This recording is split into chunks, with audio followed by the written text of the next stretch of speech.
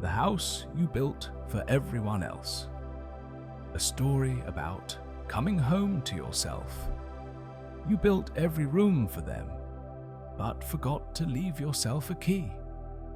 Have you ever woken up one day and realized you've been living inside a house you don't remember building?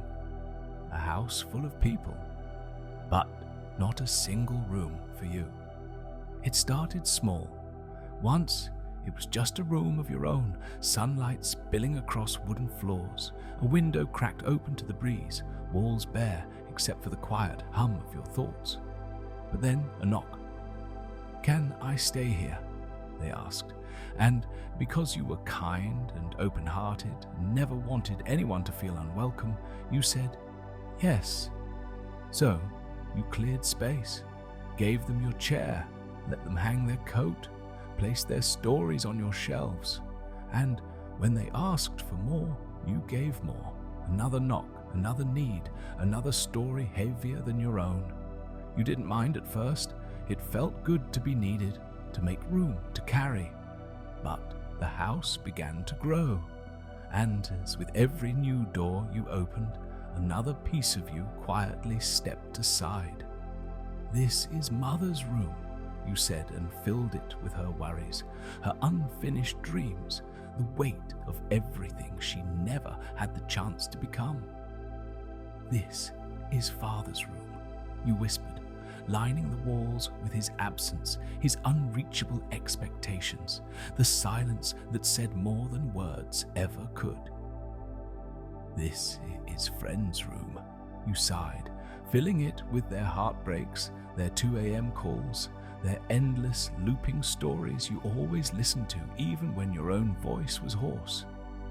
"This is Partner's room," you confessed, and in it you placed every compromise, every swallowed need, every hope you tucked beneath shared pillows, every piece of yourself you bent to fit inside their arms. "This is Stranger's room," you murmured, though you didn't even know their name, but somehow still made space. And so the house stretched. Hallways grew long and winding, stairs spiraled upward, leading to nowhere.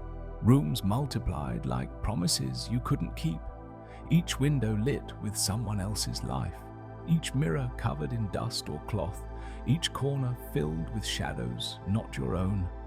And every day you walked those halls, turning off lights others left on, picking up pieces others left broken, opening windows so stale air could escape. You passed by mirrors without looking. You passed by chairs but never sat. You passed by reflections but barely recognized the eyes looking back. You were busy, always busy, busy maintaining, busy tending, busy holding it all together. Until one day, you reached the end of the hallway. A door stood there, no name on it, no light shining beneath it, locked. You paused. How long had it been here? Why had you never opened it? You placed your hand on the knob. It wouldn't turn. You knocked. No answer. You pressed your ear against the wood, and for a moment it sounded like nothing. But then, beneath the silence, was something else. A breathing, a waiting, a presence. And in that moment, something inside you stirred.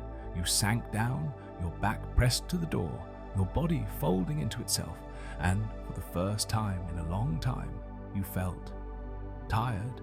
Not the tired that sleep fixes, but the tired that comes from carrying, from never setting anything down.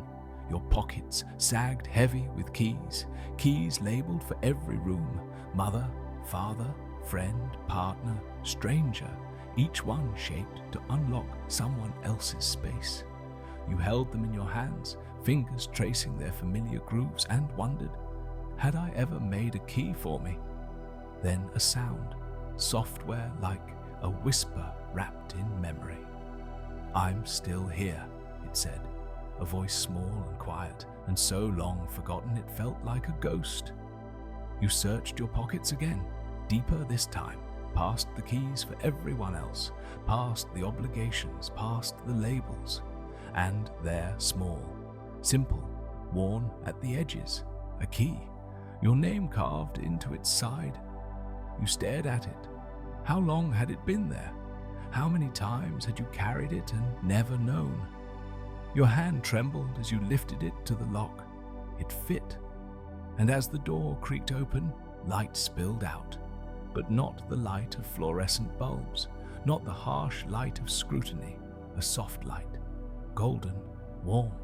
Inside, a chair by a sunlit window, a notebook waiting on a table, a mirror standing quietly in the corner. No clutter, no voices, no demands, just peace. You stepped inside, closed the door behind you, and, for the first time, the house outside fell quiet, not abandoned, not erased, but still. You sat in the chair, picked up the notebook, opened it to a blank page, and for the first time, you wrote your own name, not as a caretaker, not as a room builder, not as a name beneath someone else's title, but as a beginning, a homecoming. This is my room. You looked into the mirror, and the person looking back wasn't tired, wasn't lost, wasn't invisible.